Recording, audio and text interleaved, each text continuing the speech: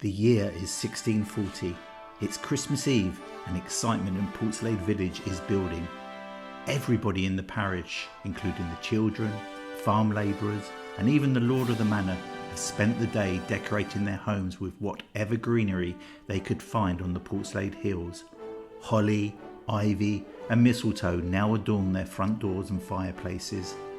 The green plants, still growing even in the bitter winter when other plants have died, are thought to symbolise eternal life.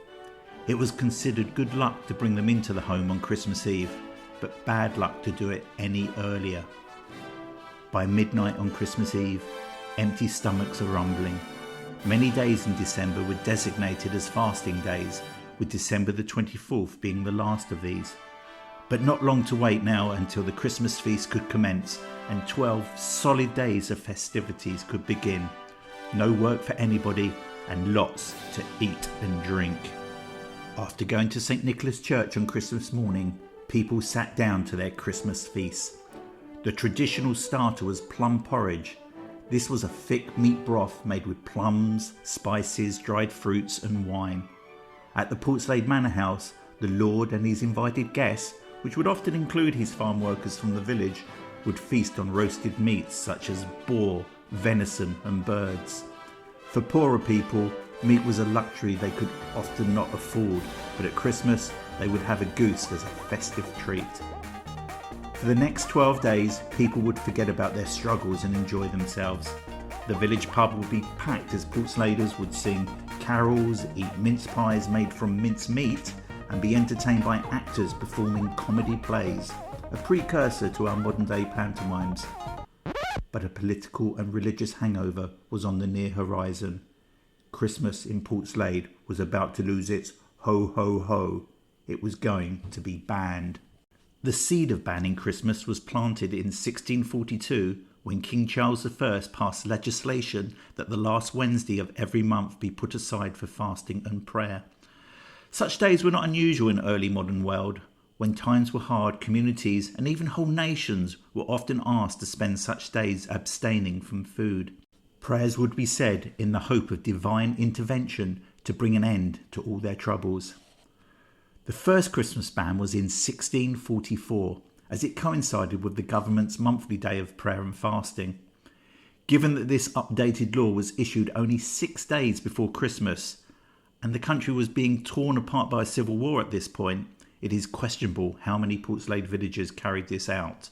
I'm going to guess none. However, the government were determined to be the first ever Grinch at Christmas. By the summer of 1647, Parliament passed a more comprehensive law banning Christmas, Easter and Whitsun festivals. This ban included church services and carols, general celebrations, including parties and decorations in people's homes. There were heavy fines for non-compliance and possibly jail for repeat offenders. Christmas Day now meant that everybody had to work. Shops would be open as normal, and any thoughts of general merriment were a thing of the past. But why was it banned is the key question. Many people believe it was Oliver Cromwell that banned Christmas, but this is not really true. It is true that Cromwell was a Puritan follower, but at this time he was far more concerned with the raging English Civil War. He did not vote on much of the Christmas ban legislation, and there is absolutely no written documentation showing his support for it. It's important to consider these banning measures within the context of the Puritan movement, which began 100 years earlier. The Puritans were English Protestant Christians who claimed the church had not distanced itself sufficiently from Catholicism and sought to purify it of its Catholic practices. They objected to the use of the Book of Common Prayer, the church hierarchy, which mirrored that of the Catholic Church, and the use of incense and music in worship services. They saw Christmas as a wasteful festival that threatened Christian beliefs and encouraged immoral activities, and it was all at a great dishonour of God.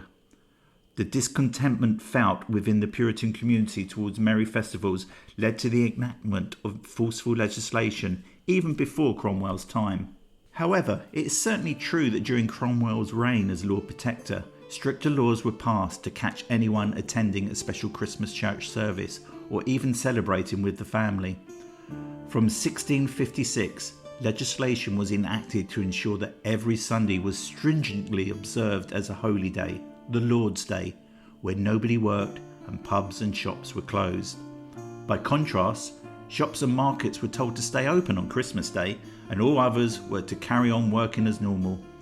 In the City of London, soldiers were ordered to patrol the streets in the days leading up to Christmas, seizing any food they discovered being prepared for the Christmas celebrations. The Puritans' ban of Christmas proved very unpopular, and pro-Christmas riots broke out. By 1658, Parliament was complaining that many people were simply ignoring the ban. People were refusing to work on the 25th, and festivals, drinking and eating continued. One MP of the time complained of being kept awake by the sound of Christmas parties next to his lodgings. A further attempt at stronger legislation got no further than a first reading at Parliament. Like many moral bans, the ban on Christmas was largely unenforceable, particularly during an age without the machinery of a modern government or even a paid police force.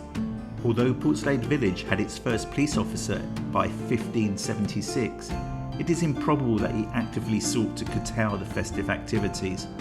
The police officer role at this time was a voluntary position, so it's probably far more likely he was having a few beers with his mates in the pub.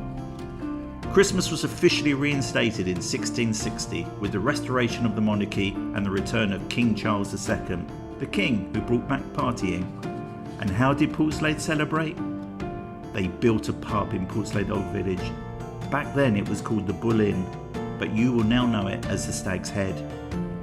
So why some think of Christmas as a hassle, at least we have the freedom of choice to either celebrate widely, do absolutely nothing, or something in between. And if you don't get the Christmas present you really wanted, don't be glum, just be happy that you got a Christmas holiday at all. If you did not like this podcast, please return it to the shop within 28 days of listening. You will need the original receipt.